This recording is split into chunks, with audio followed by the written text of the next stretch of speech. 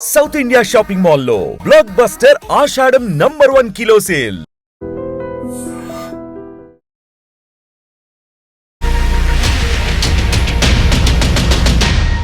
Cinema industry మీద ప్రేమ ఉన్న ఒక వ్యక్తి ఇక్కడ కష్ట నష్టాల గురించి, ఇక్కడ బాధల గురించి ఒక మనస్ఫూర్తిగా మాట్లాడే కౌశల్ కావాలి. నాకు ప్రామిస్ చేస్తారా? ఇప్పుడున్న పొజిషన్లో ఇంటర్వ్యూ దేనికి వల్ల నాకు అర్థం కాలేదు.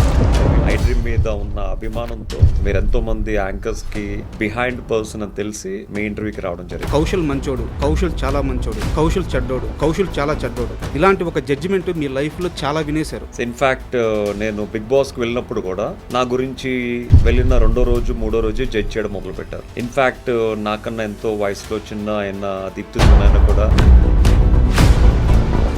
ఎప్పుడైతే జబర్దస్త్ కి అనసూయ గారు యాంకరింగ్ మానేశారో ఆ షోకి 7 కొండలని ఒక మేనేజర్ ఐ సజెస్టెడ్ వైజాగ్ నుంచి వచ్చిన నా ఫ్రెండ్ రష్మిన్ అన్నమాట. తను ఆడిషన్ చేశారు, తను సెలెక్ట్ అయింది, she became a Jabardasth anchor. కనీసం నేను తనకి నెంబర్ ఇచ్చిన విషయం, so he won't reveal my name. Flexies పట్టుకుని వాక్స్ చూశాను. కౌశల్ ఎందుకు ఇంకా పెద్ద సినిమాల్లో ఎక్కువ రోల్స్ చేయట్లేదు? ఇండస్ట్రీ కౌశల్ని పట్టించుకోవట్లేదా? అంటే మీ దృష్టిలో హైదరాబాద్లో నేను వచ్చినప్పుడు 50 రూపీస్తో అడుగు పెట్టాను. మేము రన్నింగ్ ట్రైన్ నుంచి 3 దూకాల్సి వచ్చిందనమాట. ఒక లారీలో నేను మా కజిన్ వస్తుంటే అన్నవరం దగ్గర పెద్ద యాక్సిడెంట్. ఆ లారీ మొత్తం స్మాష్, మొత్తం సగం పాట ఎగిరిపోయింది. లోపల మా సామాన్లన్నీ రోడ్డు మీద చిందరవందరగా పడిపోయాయి. అలాంటి పరిస్థితుల్లో హైదరాబాద్లో 50 రూపీస్తో అడుగు. మోహన్ బాబు గారు చాలా స్ట్రిక్ట్, కోపం, అన్నిటికీ అరుస్తారు. ఇలాంటి మాటలు చాలా బయటకు వచ్చేసింది. మోస్ట్లీ ద ప్రాబ్లం ఎక్కడ వచ్చింది అంటే, స్ట్రిక్ట్గా ఉండాల్సిన టైంలో స్ట్రిక్ట్గా ఉంటారు, 100% ట్రూ. మీరెందుకు సార్ పవన్ కళ్యాణ్ గారి సినిమాలకి, మహేష్ బాబు గారి సినిమాల కోసం ఎందుకు అది కుదిరింది? అసలు మీరు ఏం చేశారు? సో పవన్ కళ్యాణ్ గారు కూడా బద్రీ సినిమాకి పూరి గారు పవన్ గారికి పరిచయం చేస్తే, అలా మీరు కలిసి ట్రావెల్ అయ్యే సమయంలో ఒక హీరో మీకు పరిచయం అయ్యారు, ఉదయ్ కిరణ్ గారు. అసలు జీరోగా ఉన్నప్పుడు మీకు తెలుసు, ఏమీ లేని రోజును చూసిన ఉదయ్ కిరణ్ కేవలం సినిమా అవకాశాలు లేకే చనిపోయారు అంటే మీరు నమ్ముతారా? కుటుంబంతో, వాళ్ళ పేరెంట్స్తో, వాళ్ళ ఫాదర్తో తనకేవో. అప్పుడు నేనే మార్చురీకి వెళ్ళి ఓపెన్ చేస్తే అప్పుడు ఉదయ్ కిరణ్ గారి బాడీని ఫస్ట్ చూసింది నేనే. బిగ్ బాస్కు సంబంధించి లాస్ట్ క్వశ్చన్ సార్. మీతో పాటు పార్టిసిపేట్ చేసిన చాలా మందితో మీకు అక్కడ కొన్ని గొడవలు అయినాయి. వాళ్ళందరిలో ఒక వ్యక్తి పేరు చెప్పమంటే ఎవరైనా ఉన్నారా లేరా? ఉన్నారు. ఎవరు సార్? నాని గారు. యాజ్ దిస్ ఇంటర్వ్యూలో నాని గారు చూస్తారో లేదో తెలియదు కానీ, బట్ సిన్సియర్గా యాజ్ ఐ డ్రీమ్ సాక్షిగా చెప్తున్నాను, నాని గారు అంటే నాకు ప్రత్యేకమైన అభిమానం, ప్రత్యేకమైన గౌరవం, ప్రేమ అన్నీ ఉన్నాయి.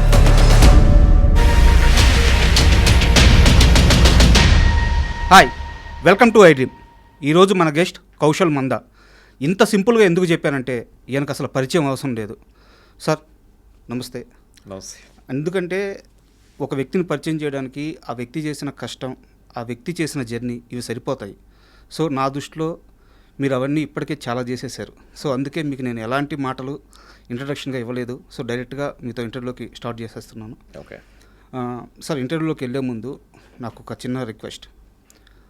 కౌశల్ అంటే చాలా జాగ్రత్తగా మాట్లాడే వ్యక్తి, ఎవరి దగ్గర ఎంత మాట్లాడాలో, ఎలా మాట్లాడాలో తెలిసిన వ్యక్తి. సో ఆయన్ని ప్యాంపర్ చేయడం కానీ, ఆయన దగ్గర నుంచి ఒక అనవసరంగా ఒక మాట రాబట్టడం కానీ చాలా కష్టం, అది నాకు తెలుసు. బట్ నాకు ఆ కౌశల్ వద్దు. నాకు కావాల్సిన కౌశల్ ఎవరంటే 3 తరాలుగా ఈ సినీ ఇండస్ట్రీలో నిలదొక్కోవడానికి కౌశల్ వాళ్ళ తాత నాటకాలు వేసిన ఒక వ్యక్తి, కష్టపడిన వ్యక్తి, ఒక ఉద్యోగిగా ఉంటూ థియేటర్ ఆర్ట్స్ చేస్తూ ఇండస్ట్రీలో తను ప్రూవ్ చేసుకోవాలని చెప్పి కష్టపడ్డ కౌశల్ వాళ్ళ తండ్రి. ఇప్పుడు కౌశల్ ఇంత జర్నీ చేసిన ఒక కుటుంబం నుంచి సినిమా ఇండస్ట్రీ మీద ప్రేమ ఉన్న ఒక వ్యక్తి ఇక్కడ కష్ట నష్టాల గురించి, ఇక్కడ బాధల గురించి, ఇక్కడ సుఖాల గురించి ఒక మనస్ఫూర్తిగా మాట్లాడే కౌశల్ కావాలి నాకు. సో నాకు ప్రామిస్ చేస్తారా? యా 100%. మీరు first time I meeting you Raju. యూజువల్గా కొంచెం పొజిషన్లో ఉన్న సెలబ్రిటీస్ ఎవరన్నా వాళ్ళని ఇంటర్వ్యూ చేస్తున్న యాంకర్స్ని, వాళ్ళ స్టేటస్ని, వాళ్ళ పేరుని చూసి వస్తారు. సార్ బట్ నేను అదేం చూడలేదు యాక్చువల్గా ఇక్కడికి వచ్చినప్పుడు. అవును సార్. జస్ట్ మీరు నాతో ఒక్కసారి ఫోన్ చేసి ఒక 4-5 టైమ్స్ నుంచి మీ ఐడ్రీమ్ వాళ్ళు చేస్తున్నారు. సో యాక్చువల్గా ఇప్పుడున్న పొజిషన్లో ఇంటర్వ్యూ దేనికి ఇవ్వాలి నాకు అర్థం కాలేదు బేసిక్గా. బట్ ఎప్పుడైతే మీ వాళ్ళు అన్నిసార్లు ఫోన్ చేస్తుంటే ఐడ్రీమ్ మీద ఉన్న నమ్మకంతో, ఐడ్రీమ్ మీద ఉన్న అభిమానంతో మీరు మాట్లాడిన తర్వాత మీకు సబ్జెక్ట్ ఉంది అండ్ మీరు ఎంతోమంది యాంకర్స్కి బిహైండ్ పర్సన్ అని తెలిసి మీ ఇంటర్వ్యూకి రావడం జరిగింది యాక్చువల్గా. ఖచ్చితంగా 100% దాన్ని నిలబెట్టుకుంటాం సార్. సార్ మామూలుగా మనం కన్నప్ప విషయం మాట్లాడుకున్నాం, మీ జర్నీ గురించి మాట్లాడుకున్నాం. ఇవన్నీ వెళ్ళే ముందు ఒక మనిషిని సాటి మనిషి జడ్జ్ చేయడం అనేది అతిపెద్ద కష్టం. కౌశల్ మంచోడు, కౌశల్ చాలా మంచోడు, కౌశల్ చెడ్డోడు, కౌశల్ చాలా చెడ్డోడు, ఇలాంటి ఒక జడ్జిమెంట్ మీ లైఫ్లో చాలా వినేశారు. నాకు తెలిసి ఇండస్ట్రీలో ఏ యాక్టర్ని కూడా ఇంతమంది జడ్జి చేయలేదు. సో మీ లైఫ్లో అది చూసేశారు. ఇలా మిమ్మల్ని అవతల వాళ్ళు జడ్జి చేస్తుంటే మీకు కలిగిన ఫీలింగ్ ఏంది? ఎప్పుడైనా కోపం, చిరాకు ఇలాంటివి వచ్చినాయా? సో ఈ జడ్జిమెంట్ అనే పదం విన్నప్పుడు మీకు ఎలా అనిపిస్తుంది? అంటే ఒక మధ్య తరగతి కుటుంబం నుంచి వచ్చిన నాకు చిన్నప్పటి నుంచి ఎన్నో డ్రీమ్స్ ఉండేవి లైఫ్లో, ఇలా అవ్వాలి అలా అవ్వాలని. అంటే ఇలాంటి జడ్జిమెంట్ నన్ను చిన్నప్పటి నుంచి చేస్తూనే ఉన్నారు యాక్చువల్గా. నేను చిన్నప్పుడు అంటే అరౌండ్ 14-15 ఇయర్స్లో మోడల్ అవుతానంటే నువ్వు మోడల్ ఏంటరా అని చెప్పి నా ముందు నవ్వుకునే వాళ్ళు ఉన్నారు, నా ముందు జోక్స్ వేసుకునే వాళ్ళు ఉన్నారు. సో వాళ్ళ జోక్స్ని చూసి నాలో ఇంకా కసి పెరిగేది యాక్చువల్గా. వీళ్ళు నన్ను జడ్జిమెంట్ చేస్తున్నారు, నేను ఏదో ఒక టైంలో I have to show them అని చెప్పి within 2 years at the age of 16-17కే నా పేపర్లో పెద్ద ఆర్టికల్ వచ్చింది.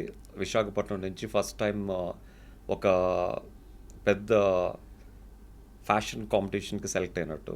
సో అప్పుడైతే వాళ్ళు నోరు మోస్తారు. తర్వాత 18 years అప్పుడు గ్రావియర్ అడోనిస్ మ్యాన్ ఆఫ్ ది ఇయర్కి విశాఖపట్నం నుంచి, ఆంధ్రప్రదేశ్ నుంచి సెలెక్ట్ అయిన ఫస్ట్ మోడల్గా నాకు పేరు వచ్చిందనమాట. ఓకే. సో అప్పుడు అందరూ నోరు మోస్తారు యాక్చువల్గా. సో ఇన్ఫ్యాక్ట్ నేను బిగ్ బాస్కి వెళ్ళినప్పుడు కూడా నా గురించి వెళ్ళిన 2వ రోజు 3వ రోజే జడ్జ్ చేయడం మొదలుపెట్టారు. ఇన్ఫ్యాక్ట్ నాకన్నా ఎంతో వయసులో చిన్న అయిన దీప్తి సునాయన కూడా కౌశల్యం ఉంది, రేపు మా వెళ్ళిపోతాడు అని జడ్జ్మెంట్ చేశారు. నాకు ఎవరన్నా జడ్జ్మెంట్ చేసినప్పుడు I take it as a challenge. Okay. I feel like I want to prove the best. Okay. అంటే వీళ్ళు నిన్న కాక మొన్న వచ్చారు, వీళ్ళు నన్ను జడ్జ్ చేసే స్టేజ్కి వచ్చారా, నేనేంటో వాళ్ళతో పాటు ప్రపంచానికి ప్రూవ్ చేయాలని. అట్లా యాక్చువల్గా నేను బిగ్ బాస్ అంత కష్టపడి ఆడవసరం లేదు సార్ ఆ కంటెస్టెంట్స్తో. బట్ నేను కావాల్సిన దానికన్నా ఎక్కువ కష్టం పెట్టాను, ఎక్కువ ఆలోచించాను, ఎక్కువ కసితో ఆడాను. సో మామూలుగా బిగ్ బాస్ కంటెస్టెంట్కి రావాల్సిన పేరు కంటే చాలా ఎక్కువ వచ్చింది యాక్చువల్గా. So that is what I accept challenges. Okay. So చిన్నప్పటి నుంచి ఒక మధ్యతరగతి కుటుంబంలో వచ్చిన ప్రతి ఒక్కరిని జడ్జ్ చేయడం అనేది కామన్ కాబట్టి, సో ఆబ్వియస్లీ అంటే గొప్ప కుటుంబంలో పుడితే జడ్జ్మెంట్ అనేది ఉండదు. అంటే ఆల్రెడీ హీ ప్రూవ్డ్, వాడికి ఉన్నా లేకపోయినా డబ్బు ఉంటుంది కాబట్టి ఏదో విధంగా బతికేస్తాడు. అలాగే పేద కుటుంబంలో వచ్చినోడికి ఆ కష్టాన్ని నమ్ముకొని బతుకుతాడు. బట్ అటు ఇటు కానీ మధ్యతరగతి కుటుంబంలో వచ్చిన వాళ్ళకి అటు వెళ్ళలేరు, ఇటు వెళ్ళలేరు. వాళ్ళు ఏంటంటే అటు ప్రూవ్ చేసుకోవాలి, ఇటు ప్రూవ్ చేసుకోవాలి. ఇటు కష్టాన్ని నమ్ముకుంటూ, ఇటు ఆ జడ్జిమెంట్ చేసిన వాళ్ళకి ఆన్సర్ ఇచ్చుకుంటూ they have to do something in their life to achieve something అనమాట. సో ఇది చాలామంది నోట్ చేసుకోవాల్సిన పాయింట్ సార్. ఎందుకంటే ఒక మనిషిని అవతల మనిషి జడ్జ్ చేయంగానే వాళ్ళలో కాన్ఫిడెన్స్ చాలా పడిపోతుంది. సో నేనేం చేయలేనా, ఏం సాధించలేనా అని చెప్పేసి. సో మీ లైఫ్ అంతా అది దాటుకునే వచ్చారు. సో చాలామంది నోట్ చేసుకోవాల్సిన పాయింట్ ఇది. బట్ మీరు బిగ్ బాస్ గురించి ప్రస్తావించారు కాబట్టి ఒక చిన్న, ఇది సీరియస్ క్వశ్చనే కానీ కొంచెం ఫన్నీగా ఉంటుంది. ఓకే.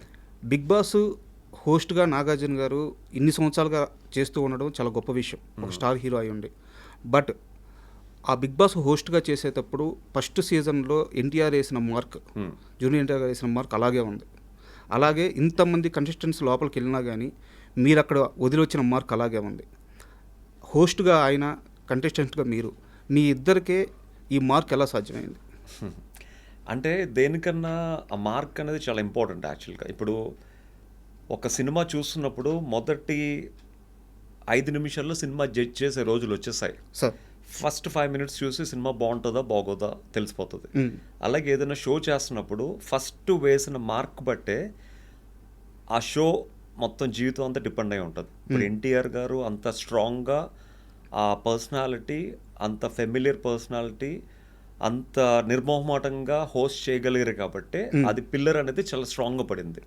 ఒక్కసారి పిల్లర్ పడిన తర్వాత ఆబ్వియస్లీ దాని తర్వాత ఎంతమంది తర్వాత చేసినా కూడా ఆ పిల్లర్ స్ట్రాంగ్గా ఉంది కాబట్టి అది కొన్ని సంవత్సరాల వరకు నిలబడిపోతుంది. ఇప్పుడు ఎన్టీఆర్ గారు వేసిన పిల్లర్ బిగ్ బాస్ ఇప్పటికీ చాలా స్ట్రాంగ్గా ఉంది తెలుగులో. అదే కొంచెం యావరేజ్ హీరో ఎవరైనా చేస్తుంటే ఆ పిల్లర్ మళ్ళీ అంత స్ట్రాంగ్ ఉండేది కాదు.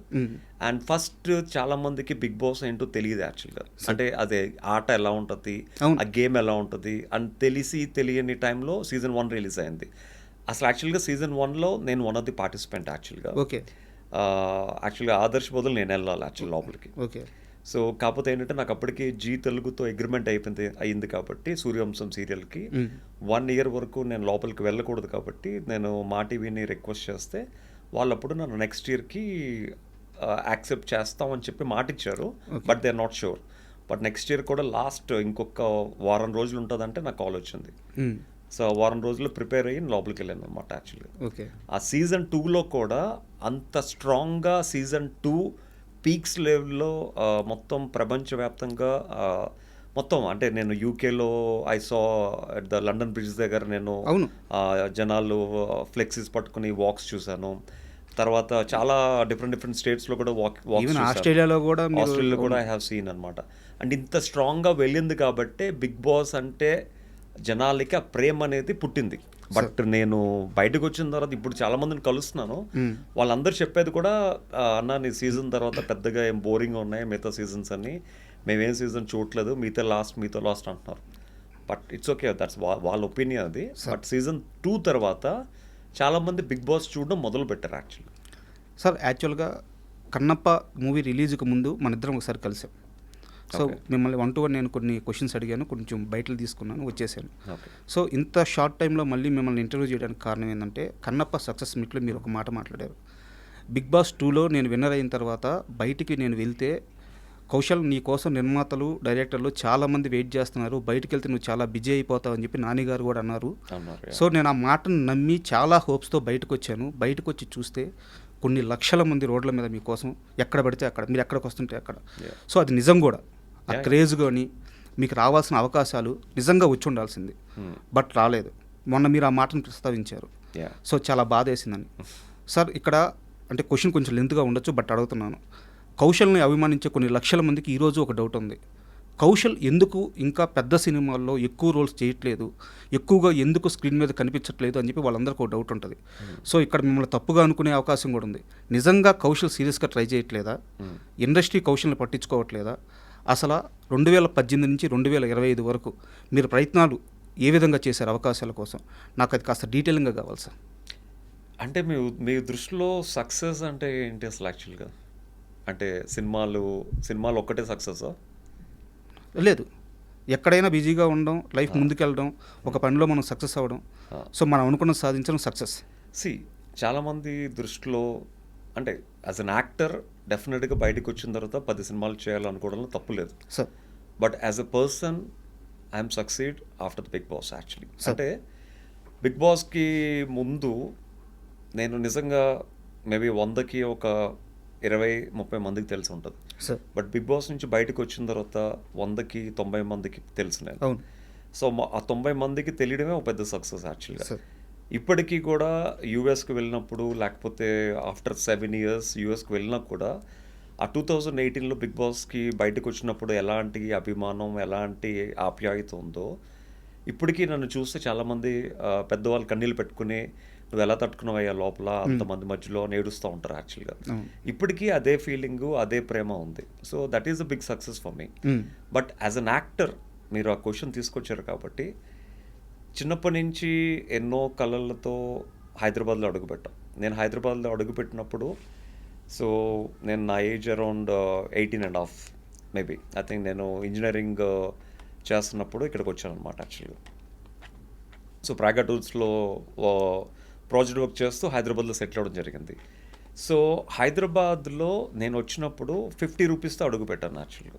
ఐ రిమెంబర్ యాక్చువల్గా మేము వైజాగ్ నుంచి హైదరాబాద్ షిఫ్ట్ అవుతున్నప్పుడు నేను మా మదర్ మా ఫాదర్ వస్తుంటే సూట్ కేస్ పెట్టి కిందన బయట డోర్ దగ్గర మా సిస్టర్ వాళ్ళకి సెండ్ ఆఫ్ బాయ్ చెప్పి వస్తున్నప్పటికీ మా సూట్ కేసులన్నీ ఎవరో తీసుకెళ్ళిపోయారు యాక్చువల్ ట్రైన్లో. ఓకే. మేము మళ్ళీ బ్యాగ్కి వచ్చి చూసుకున్నప్పటికీ సూట్ కేసులు లేవు. ఆ సూట్ కేసులో మాకు హైదరాబాద్ రావడానికి కావాల్సిన డబ్బు, మా మదర్ నగలన్నీ అందులో ఉన్నాయి. ఎప్పుడైతే సూట్ కేసులు 3 సూట్ కేసులు మాయమైపోయాయి వచ్చినప్పటికీ, వాళ్ళకి బాయ్ చెప్పి వచ్చినప్పటికీ సూట్ కేసులు లేవు. మేము రన్నింగ్ ట్రైన్ నుంచి ముగ్గురం దూకాల్సి వచ్చిందనమాట. అంటే ఏమీ లేకుండా హైదరాబాద్ వెళ్ళి ఏం చేస్తామని చెప్పి రన్నింగ్ ట్రైన్లోంచి మా మదరు మా ఫాదరు నేను ముగ్గురు దూకేసి మళ్ళీ పోలీస్ కంప్లైంట్ ఇచ్చి చాలా రోజులు వెయిట్ చేస్తాం. బట్ సూట్ కేసులు దొరకలేదు. ఓకే. దాంతో మేము హైదరాబాద్ వెళ్ళడానికి దాచుకున్న డబ్బు, మా మదర్కి ఉన్న కొంచెం కొద్దిపాటి నగలు అన్నీ పోయాయి అన్నమాట. తర్వాత ఇంకా పోలీసుల చుట్టూ తిరిగి ఆ డబ్బులు రాకపోయేసరికి మళ్ళీ మా మదర్కి పాపం మా పిన్నిలందరూ వీళ్ళు వాళ్ళు సారీస్ ఇస్తే అవన్నీ మళ్ళీ ఒక 2 సూట్ కేసులు అవుతాయి. మళ్ళీ అవి పట్టుకుని దే వెంట్ అనమాట హైదరాబాద్కి రావడం. వాళ్ళు హైదరాబాద్లో వెళ్ళిపోయారు అనమాట ట్రైన్ ఎక్కి. నేను వైజాగ్లో ఉన్న మా హౌస్ అంతా ఖాళీ చేసి ఒక లారీలో నేను మా కజిన్ వస్తుంటే అన్నవరం దగ్గర పెద్ద యాక్సిడెంట్. మొత్తం ఆ లారీ మొత్తం స్మాష్, మొత్తం సగం పాట ఎగిరిపోయింది. లోపల మా సామాన్లన్నీ రోడ్డు మీద చిందరవందరగా పడిపోయాయి. ఇంకా సామాన్లు తీసుకుని కూడా ప్రయోజనం లేక ఆ సామాన్లన్నీ అలాగే వదిలేసి మేము ఒక 2 days తర్వాత హైదరాబాద్ రావడం జరిగింది. అలాంటి పరిస్థితుల్లో హైదరాబాద్లో 50 రూపీస్తో అడుగు పెట్టాను యాక్చువల్గా. సో అప్పుడు మేము బిఎస్ మక్తా సోమాజిగూడ దగ్గర ఒక 600 రూపీస్ రైల్వే ట్రాక్ పక్కన ఒక స్లమ్లో అద్దెకి ఉండేవాళ్ళం యాక్చువల్గా. That is how I started my life in Hyderabad actually. కాకపోతే అక్కడి నుంచి కొంచెం దూరం వెళ్తే ఒక ఎస్టీడీ బూత్ ఉండేది. రోజు కాయిన్స్ వేసుకుని అక్కడున్న కొంతమంది కొరియోగ్రాఫర్స్కి, కోఆర్డినేటర్స్కి, యాడ్ ఫిల్మ్ డైరెక్టర్స్కి ఫోన్ చేస్తే ఎవరో ఒకరు ఏదో ఒక 3 రోజులకి ఒక పేజర్ ఉండేది అనమాట. ఆ పేజర్కి మెసేజ్లు వస్తుంటే నేను వెళ్ళి ఫోన్ చేసేవాడిని. సో యాజ్ అ మోడల్గా కాకపోయినా ఒక ఫ్యాషన్ షో అవుతుంటే ఒక 10 సీక్వెన్స్లు అవుతే నాకు ఒక సీక్వెన్స్ ఛాన్స్ ఇచ్చేవారు. ఓకే. సో ఆ సీక్వెన్స్ ఛాన్స్ ఇచ్చినందుకు 500-1000 రూపీస్ ఇచ్చేవారు అనమాట. సో కాకపోతే నేను తెలివిగా ఏం చేశానంటే ఎవరిని నమ్ముకుని హైదరాబాద్ వచ్చానో, అంటే కొంతమంది మోడల్స్ నాకు వైజాగ్ ఫ్యాషన్ షోస్లో పరిచయం అనమాట. కాకపోతే నేను కష్టపడి వితిన్ 6 months నేను నా ఫ్రెండ్స్, హైదరాబాద్లో ఉన్న ఫ్రెండ్స్ అందరికీ నేను వర్క్ ఇవ్వడం మొదలు పెట్టాను actually. That is a big success for me. So అంటే సార్ మీరు అంటే నాకు మీరు చెప్తుంటే పవన్ కళ్యాణ్ గారి సినిమాలో డైలాగ్ ఉంటుంది సార్, అతని జీవితంలో ప్లేట్ మీల్సే ఈజీగా దొరకలేదు, ఇంకా అమ్మాయి లవ్ ఎక్కడ దొరుకుద్ది అని చెప్పేసి. సో మీరు పడ్డ కష్టం మామూలు కష్టం కాదు. సో నేను క్వశ్చన్ అడడానికి కూడా కారణం ఏంటంటే, సో ఈ జర్నీ అంతా చేసి వచ్చారు, ఒక ప్లాట్ఫామ్ మీద ఆల్రెడీ సక్సెస్ అయ్యారు. సో మీరు మోడలింగ్లో మీరు ఏ స్థాయిలో ఉన్నారో 220 పైగా యాడ్ షూట్స్ చేశారు, ఒక 4 బ్యాచ్లో 5 బ్యాచ్లో మీకు ఇన్స్టిట్యూట్లో మోడలింగ్ ట్రైన్ అవుతున్నారు ఇప్పుడు ప్రజెంట్ కూడా. సో సంవత్సరంలో సమ్మర్ అంతా నాకు తెలిసి యూఎస్లోనో యూఎస్లోనే సార్. సో అక్కడే బిజీగా ఉంటారు. సో మీరు లైఫ్లో ఒక పార్ట్లో చాలా సక్సెస్ అండ్ ఒక మంచి లగ్జరీ లైఫ్ కూడా లీడ్ చేస్తున్నారు. సో నేను అడిగేది ఏంటంటే, ఒక యాక్టర్గా కూడా ప్రూవ్ చేసుకోవాలని చెప్పి మీకు కోరిక ఉన్నప్పుడు మీరు దానికి అర్హుడు. మీరు వెళ్ళి చాలామందిని కలిశారు, అక్కడ కలిసినప్పుడు మీకు ఎలాంటి పరిస్థితులు ఎదురైనాయి?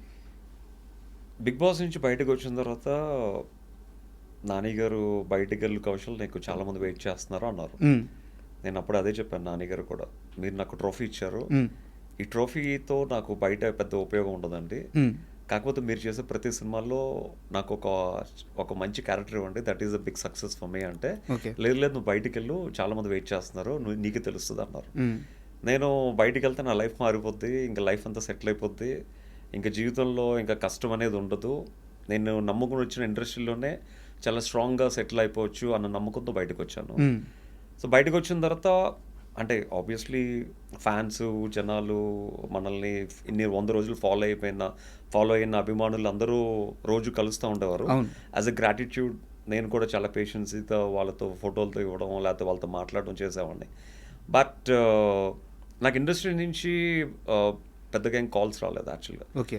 సో నేను కూడా బయటకు వచ్చిన తర్వాత పర్సనల్గా పూరి జగన్నాథ్ గారిని, సుకుమార్ గారిని, అనిల్ రాయపూడి గారిని ప్రతి ఒక్కరిని కలవడం జరిగింది. ఓకే. ప్రతి ఒక్కరికి నేనంటే ఇష్టం. నేను కష్టపడి వచ్చానని తెలుసు అందరికీ. ఓకే. ఇండస్ట్రీకి ఒకప్పుడు మోడల్స్ లేనప్పుడు నేను మోడల్స్ని ఇంట్రడ్యూస్ చేశానని అందరికీ తెలుసు. ఈవెన్ ఇన్ఫ్యాక్ట్ పూరి జగన్నాథ్ గారి ఫస్ట్ ఫిల్మ్ బద్రికి మొత్తం కాస్టింగ్ కూడా నేనే చేశాను. బట్ ఏంటంటే ఐ థింక్ కౌశల్ నీకు మంచి క్యారెక్టర్ ఇవ్వాలి, అలాంటి క్యారెక్టర్ ఇస్తే మీ ఫ్యాన్స్ ఉందని మమ్మల్ని వేసుకుంటారు, మంచి క్యారెక్టర్ ఇవ్వాలి, బట్ ఆ క్యారెక్టర్ పడితే డెఫినెట్గా వి విల్ టెల్ యూ అనేవారు. కానీ ఓకే. బట్ నాకు ఎప్పుడు మళ్ళీ ఫోన్ వచ్చేది కాదు.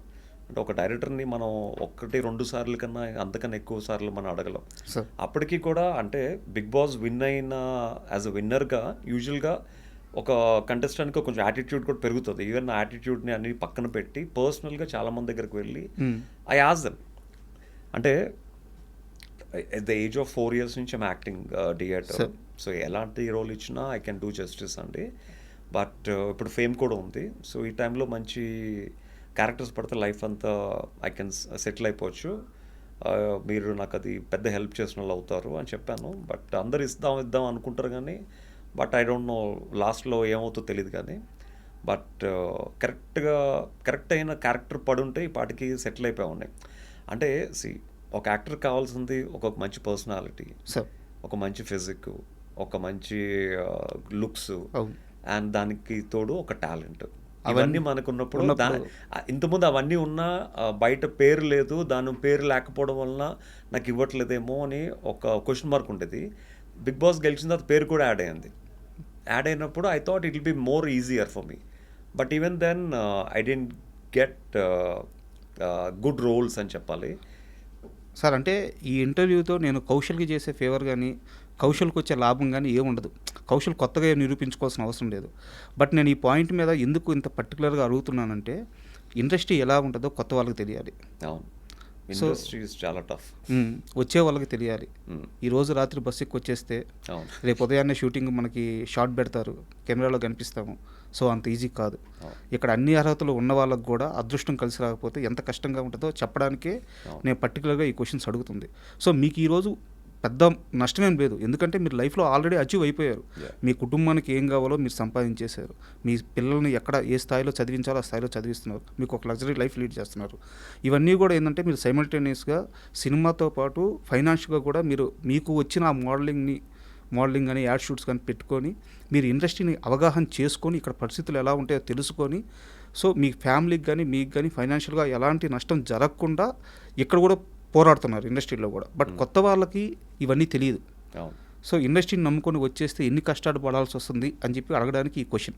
అండ్ కన్నప్ప విషయానికి వస్తే సార్, అంటే మీరు ఇండస్ట్రీ అని చెప్తున్నారు కాబట్టి ఇండస్ట్రీలో మీరు చూసే టెక్నీషియన్స్ కానీ లేకపోతే మేకప్ ఆర్టిస్టులు కానీ లేకపోతే లైట్ మ్యాన్స్ కానీ మొత్తం ఇండస్ట్రీలో పనిచేసే ప్రతి ఒక్కరు 24 క్రాఫ్ట్స్లో పనిచేసే ప్రతి ఒక్కరు ఇండస్ట్రీకి ఒక యాక్టర్ అవుదానే వస్తారు.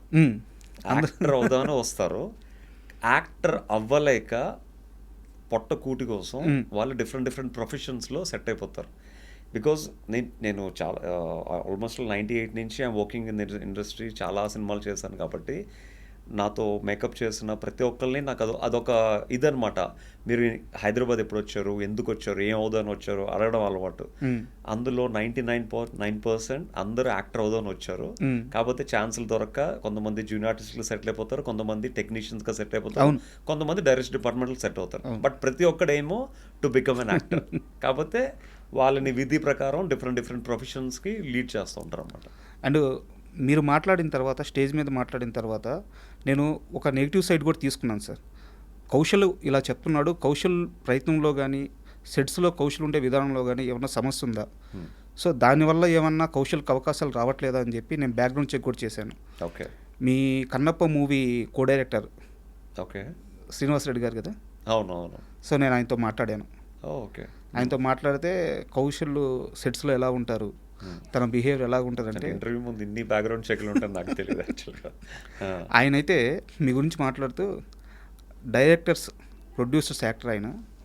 సో కన్నప్పలో మీరు 60 days 70 days షూట్ చేసి కన్నప్ప కోసం బట్ మీకు షార్ట్స్ కానీ మొత్తం మీరు పాల్గొంది 35 ఎంతో డేస్ చెప్పాడు ఆయన. అవును. సో అందరు ఆర్టిస్టులు లేట్ అవుతుంటే మీరే అందరిని తీసుకెళ్ళిపోయేవాళ్ళంట, అవును. అందరినీ మీరే తొందర పెట్టేవాళ్ళంట, ఎక్కడెక్కడ ప్రొడ్యూసర్కి కానీ డైరెక్టర్కి కానీ ఫేవర్ చేయాలో అక్కడ చేసేవాళ్ళంట. కౌశల్ మీకు ఒక మోడల్గా, ఒక యాక్టర్గా చాలా రిచ్ లుక్లో మీకు అట్లా కనిపిస్తారు, కానీ షూటింగ్లో ఉన్నప్పుడు కౌశల్ పడే కష్టం కానీ, అంటే తనకి అవసరం లేకపోయినా ఆ షాట్ త్వరగా అయిపోవడానికి, ఆ రోజు షూట్ బాగా రావడానికి తను ఏం చేయాలంటే అది చేసేస్తాడు. కావాలంటే ఒంటికి మట్టి కూడా పూసుకుంటాడు. అది కౌశల్ అని చెప్పి ఆయన చెప్పాడనమాట. సో అంటే ఒక బిహేవియర్ ప్రాబ్లం కూడా లేదు మీకు. సో సెట్స్లో తెలియదు కదా. అవును, అందుకే నేను బ్యాక్గ్రౌండ్ చెక్ కూడా చేసింది. సో మీరు ఖచ్చితంగా డిజర్వ్ అనిపించి నేను ఈ అవకాశాల గురించి ఎంతసేపు మాట్లాడాను. సో ఈ ప్రాసెస్లో మిమ్మల్ని ఏమైనా హర్ట్ చేస్తుంటే సారీ. No nothing. యాక్చువల్లీ మీరు చేయాల్సిన చెక్ మీరు చేశారు కాబట్టి, అంటే కష్టంలోంచి వచ్చిన ప్రతి వ్యక్తికి ఒక షూటింగ్ అవుతున్నప్పుడు ఒక ప్రొడ్యూసర్ కష్టం చూస్తాడు, ఒక డైరెక్టర్ కష్టం చూస్తాడు, ఒక టెక్నీషియన్ కష్టం చూస్తాడు, ఒక లైట్ మ్యాన్ ఒక 10 కిలోమీటర్లు లైట్లు మోసుకెళ్తున్నప్పుడు ఆ కష్టాన్ని చూస్తాడు. అవును, కష్టపడే వాళ్ళకే పక్కనోడు కష్టం తెలుస్తుంది యాక్చువల్లీ. సో మాకేంటంటే న్యూజిలాండ్లో వెహికల్స్కి డ్రైవర్స్ ఉంటారు. అక్కడ లోకల్ పంజాబీస్తో డ్రైవ్ చేయించేవారు. ఆ పంజాబీస్కి పర్ అవర్ $20 ఎంత ఇచ్చేవారు అనమాట. సో కొన్నిసార్లు వాళ్ళు ఏంటంటే డ్రైవర్ షార్టేజ్ ఉండి కార్లు ఎక్కువ ఉండేవి, డ్రైవర్లు ఉండేవారు కాదు. అప్పుడు నేనే ఒక కారు కీస్ తీసుకుని చెప్పారు సార్, చెప్పారు. మా ఆర్టిస్టులు అందరినీ ఒక 5 కార్ని ఎక్కించుకుని నేను ఒక 1.5 అవర్ తీసుకెళ్తే ఒక లొకేషన్ వచ్చేది కొండల మధ్యలో. ఆ లొకేషన్కి నేనే పొద్దున్న 6 గంటలకి 7 గంటలకి తీసుకెళ్ళాలి. 7:30 అయినా మోహన్ బాబు గారు చైర్ వేసి కూర్చుంటారు, అక్కడ లైన్ ఉంటుంది. So we have to go before that. And అక్కడ కూడా లైట్ మ్యాన్స్ చాలామంది మట్టిలో కార్లు వెళ్ళేవి కాదన్నమాట. సో ఒక 4-5 కిలోమీటర్లు ఆ తుప్పల్లోంచి నడుచుకెళ్ళాలి. సో వాళ్ళు ఒక్కొక్కరు 4-5 స్టాండ్లు మోసుకెళ్తే పాపం వాళ్ళు మొయ్యలకు మోసేవారు. సో ఆర్టిస్టులు అనే నాకు ఫీలింగ్ లేకుండా నేను కూడా వెళ్ళి ఒక 2 స్టాండ్లు పట్టుకుని నేను కూడా వాళ్ళతో నడుచుకుని మోసుకుంటూ వెళ్ళేవాడు అనమాట. అంటే బేసిక్గా ఏంటంటే నేను ఒక యాడ్ ఫిల్మ్ చేస్తే ఆ ప్రొడక్షన్ వాల్యూస్, ఆ ప్రొడక్షన్లో అంటే 24 క్రాఫ్ట్స్ మీద అవగాహన ఉంది కాబట్టి, సో ప్రతి ఒక్కరి కష్టాన్ని కూడా మనం స్వీకరించాలి అండ్ వాళ్ళ కష్టపడుతుంటే చూడలేం కాబట్టి. సో ఐ యూస్ టు అంటే నేను చాలా తొందరగా రియాక్ట్ అయ్యి నేను వాళ్ళ కష్టంలో పాలు పంచుకునేవాను అనమాట. అంటే అట్లీస్ట్ వాళ్ళు కొంచెం రిలీఫ్ రావడానికి. అంటే పడిన కష్టం ఎక్కడికి పోదు సార్. అదే ఈరోజు ఏదో ఒక రూపంలో 10 మందికి అయితే మీరు చేసిన సాయం కానీ, మంచి కానీ, మీ బిహేవియర్ కానీ ఈరోజు తెలుస్తుంది కదా. సో ఆ పడిన కష్టం కానీ, మనలో ఉండే మంచితనం కానీ ఎక్కడికి పోదు. అండ్ నాది ఒక చాలా సీరియస్ క్వశ్చన్ ఉంది సార్. చాలా సీరియస్ క్వశ్చన్, ఇండస్ట్రీలో చాలామందికి తెలియాల్సిన క్వశ్చన్. మోహన్ బాబు గారు సార్, నాకు తెలిసి మొత్తం మన ఎంటైర్ ఇండియాలో ఈ రోజుకి కూడా బెస్ట్ టాప్ 5 తీసుకుంటే యాక్టర్స్లో యాక్టింగ్ చేయగల కెపాసిటీ ఉన్న వాళ్ళు ఖచ్చితంగా మోహన్ బాబు గారు ఉంటారు. అంత గొప్ప నటుడు ఆయన. సో అంటే ఏంది, ఒక మీడియాని రిప్రజెంట్ చేస్తా ఒక వ్యక్తి గురించి ఒక స్టాండ్ తీసుకొని ఇలా స్టేట్మెంట్ ఇస్తున్నారు అంటే ఎస్, నేను స్టాండ్ తీసుకుంటాను ఆయన విషయంలో. ఆయన అంత గొప్ప నటుడు. బట్ ఆయన మీద ఏంటంటే చాలా స్ట్రిక్ట్, కోపం, అన్నిటికీ అరుస్తారు, కొడతారు.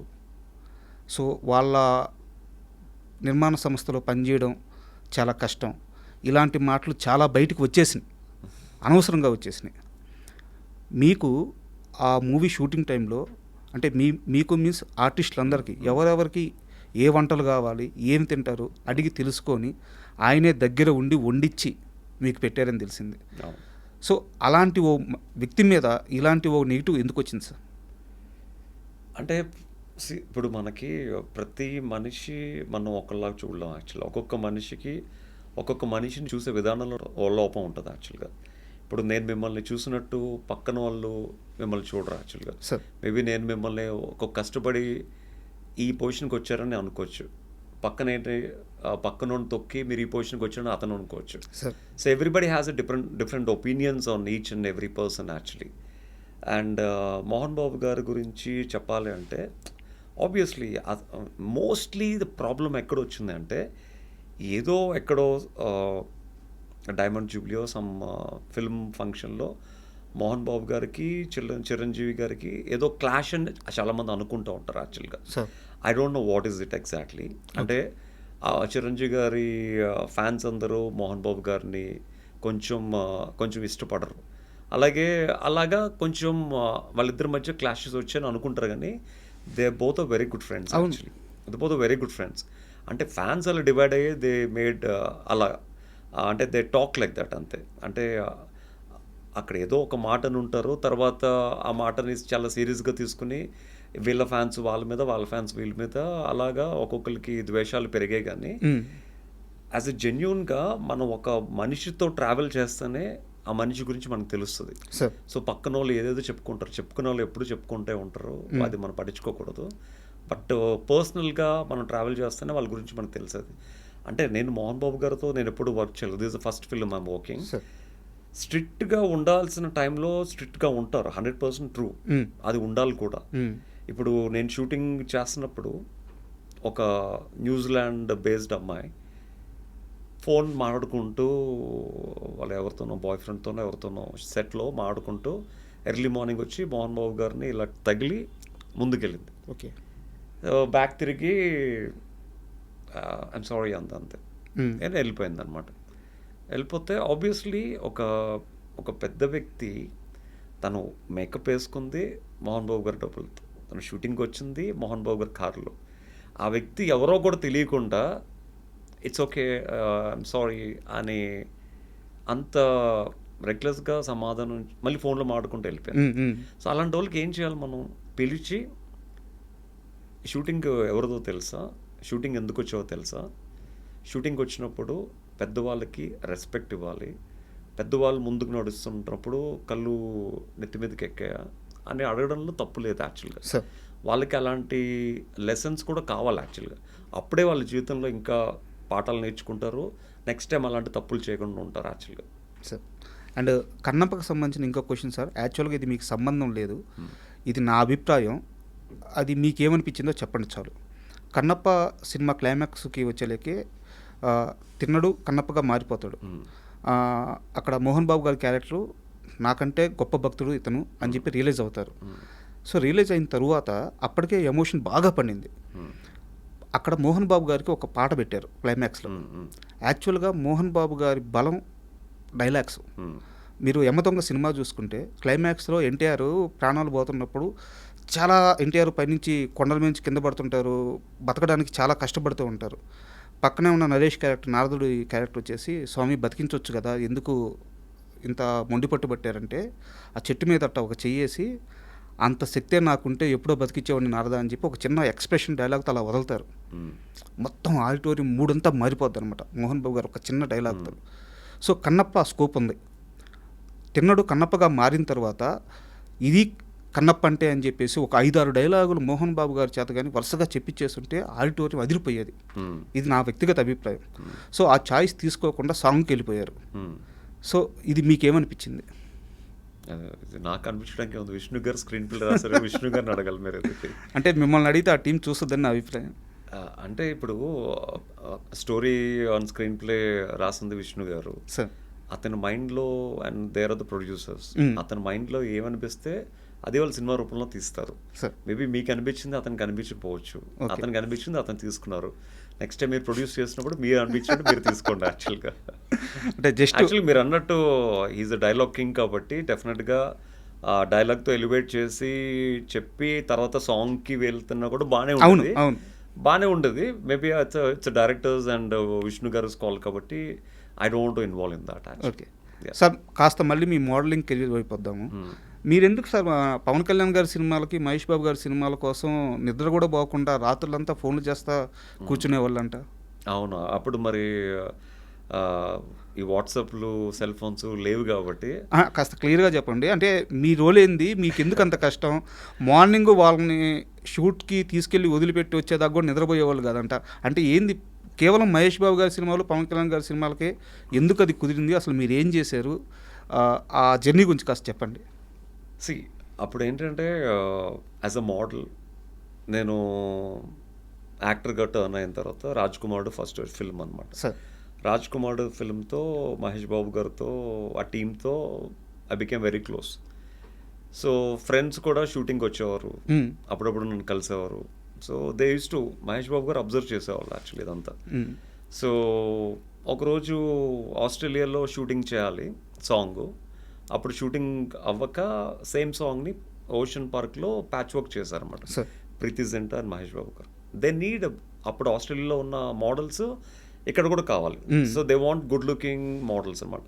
సో ప్రతిరోజు షూటింగ్కి నన్ను కలవడానికి అప్పుడప్పుడు ఫ్రెండ్స్ వచ్చేవారు కాబట్టి మహేష్ బాబు గారు పర్సనల్గా నా దగ్గరికి వచ్చి, మీ ఫ్రెండ్స్ షూటింగ్కి వస్తూ ఉంటారు కదా, వాళ్ళందరూ బాగుంటారు యాక్చువల్లీ, వాళ్ళందరూ ఈ ఫిల్మ్లో చేస్తారేమో అడుగు అంటే, సో నేను అడిగాను. వాళ్ళందరూ ఎగిరి we want to do it అన్నారు.